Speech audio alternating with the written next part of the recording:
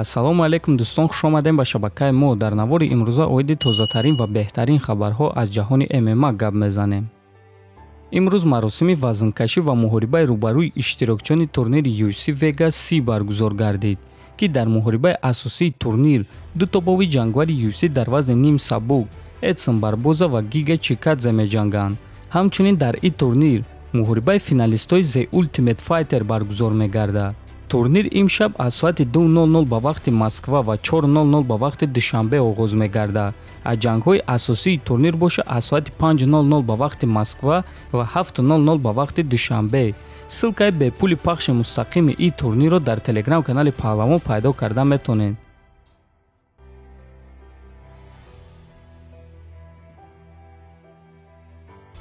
панҷум рақами рейтинги вазни сабуки UFC Ислам Махачев гуфт, ки дар вазни сабук ки барои ӯ аз ҳама рақиби хатарнок шуда метавонад. фикр мекунем, ки аз ҳама рақиби хатарнок барои ман чемпион Чарлз Оливера шуда метавонад.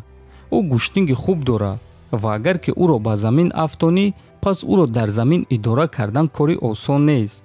ӯ ҳам ҷуҷитсу ва ҳам гӯштинги хуб дорад ва ҳамчунин хиди ӯ низ рақибонашро ба замин хеле хуб меафтонад, гуфтааст Махачев. хотиррасон мекунем, ки Ислам Махачев муҳорибаи навбатии худро рӯзи 3 октябр дар Абу-Даби дар турнири UFC 267 зидди чемпиони пешинаи UFC дар вазни сабук Рафаэл дос Сантос мегзаронад. авоиди Оливера боша, пас чанд рӯз пеш хиди Оливера хабар дод, ки моҳи декабр ба қафас бармегардад, аммо номи рақибашро нагуфт.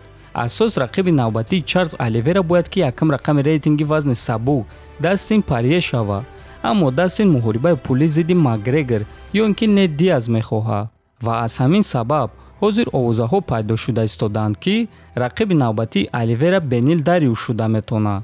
дӯстон, агар ки муҳорибаи Оливера ва Дариуш баргузор гардад, ба фикри шумо кӣ дар ин муҳориба ғолиб шуда метавонад?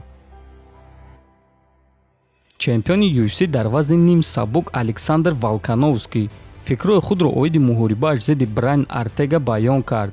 биён суханҳои чемпионро гӯш мекунем. ҳама стили маро медонанд. ман ба Ортега фишори сахт мекунам. Брайан ҷанговари сахт аст. барои ҳамин ман интизорам, ки ӯ фишори маро дар оғози муҳориба бардошта метавонад. фикр мекунам, ки дар аввал муҳориба не, балки ҷанги ҳақиқӣ мешавад.